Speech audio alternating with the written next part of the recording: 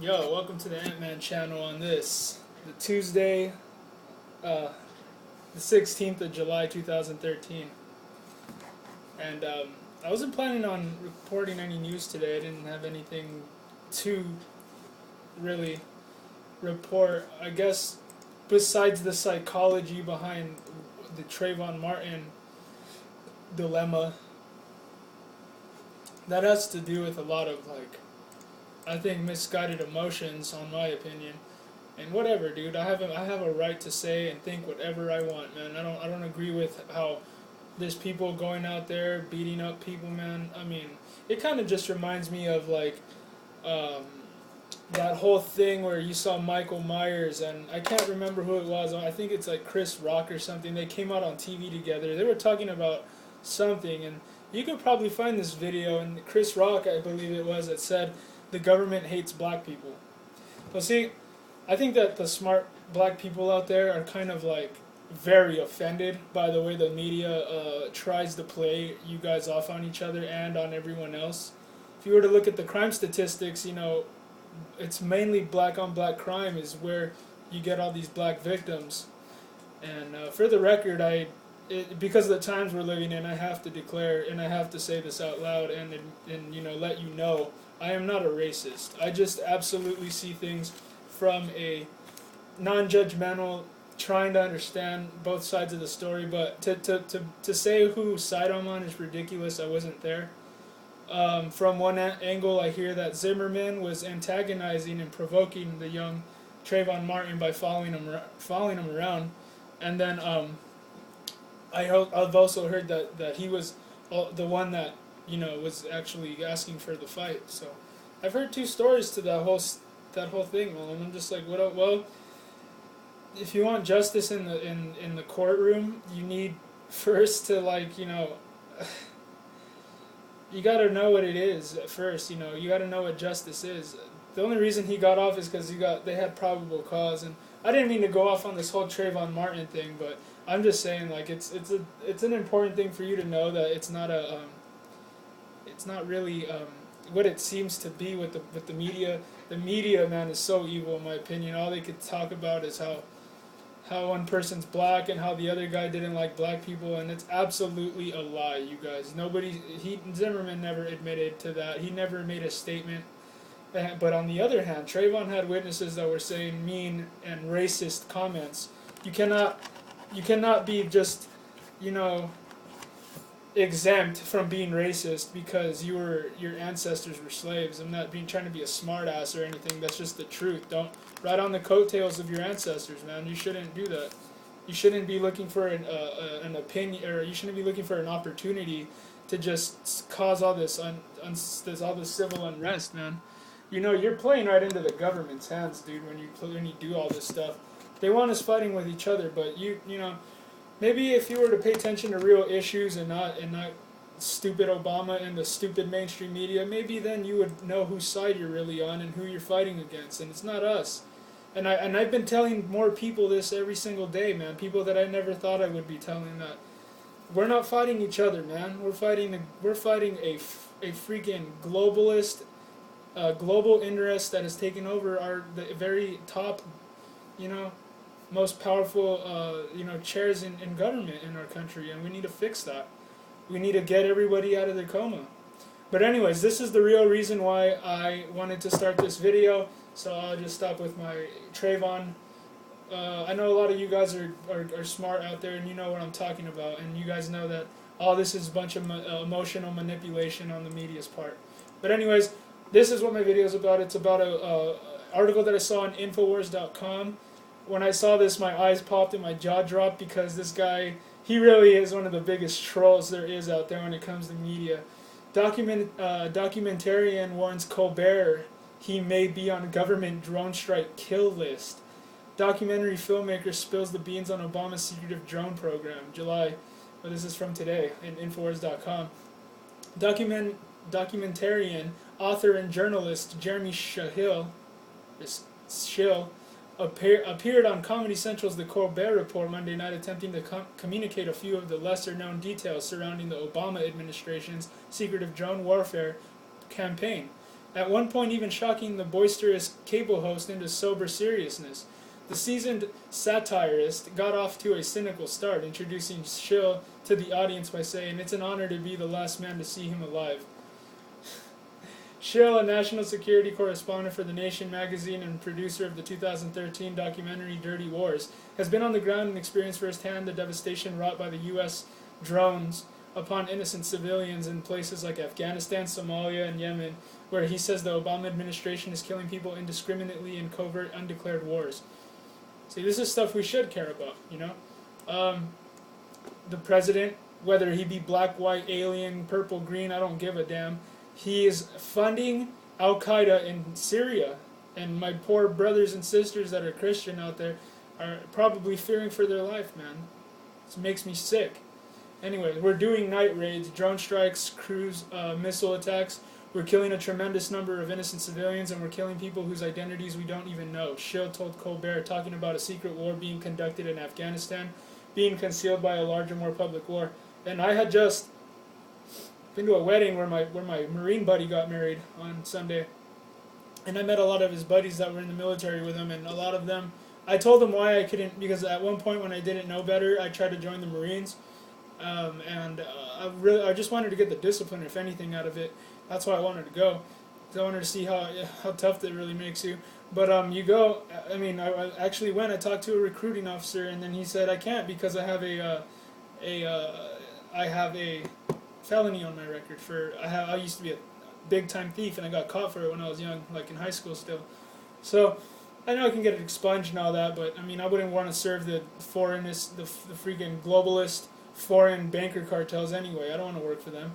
That's why I left the EMT business in the first place, you know. Turned in my badge a long time ago. But anyways, when I asked him, and he was like, oh, and back in 2003, when you know, I had also, he was saying that he didn't have a good record either, and that at the time when he was looking to get into the military, they were just mad recruiting, just mass recruiting, taking anybody. And I would like to know what that's all about, you know, like what's up with that? You know, why all of a sudden they don't want me? I don't know, man. I guess because they, you know, the NSA and everyone, they take such good care of your data that they probably know who I am. You know, they're like, oh, Matt Laren, he knows better. You don't want to use him because he will turn on you. And it's like, well, it's not that I'll turn on you. It's that I don't fight for special interests. You know, if I went into the military, I would think that I was fighting for, you know, I would be a typical Dudley Do-Right, you know, a typical good do-gooder. I wouldn't be thinking about going to the military for anything but to serve my country, and that's it. You wouldn't think that the freaking military would be doing what they're doing over there right now. If you're not well informed, you'd be heartbroken if you knew what they were doing over there. What do you mean we're killing a bunch of innocent people? Colbert asked, befuddled. I haven't heard much about that.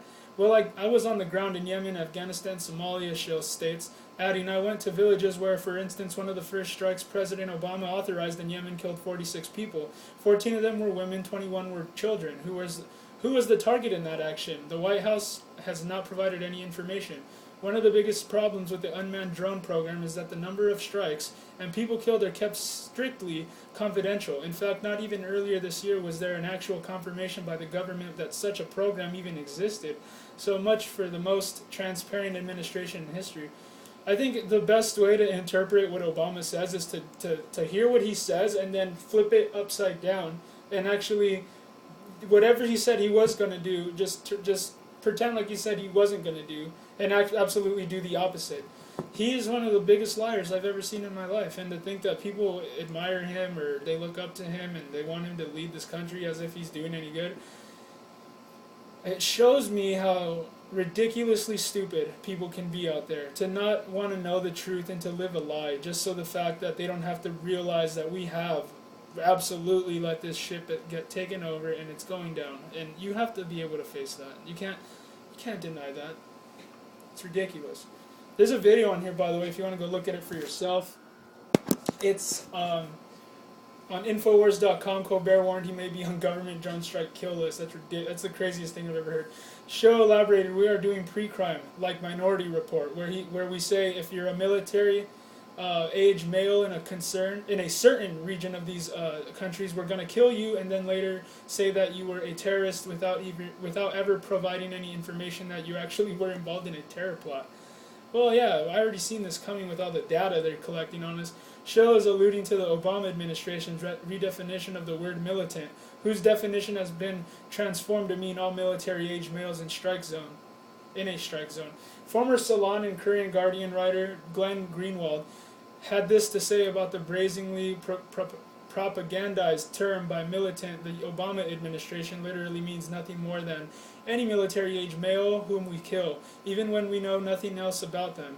They have no idea whether the person killed is really a militant.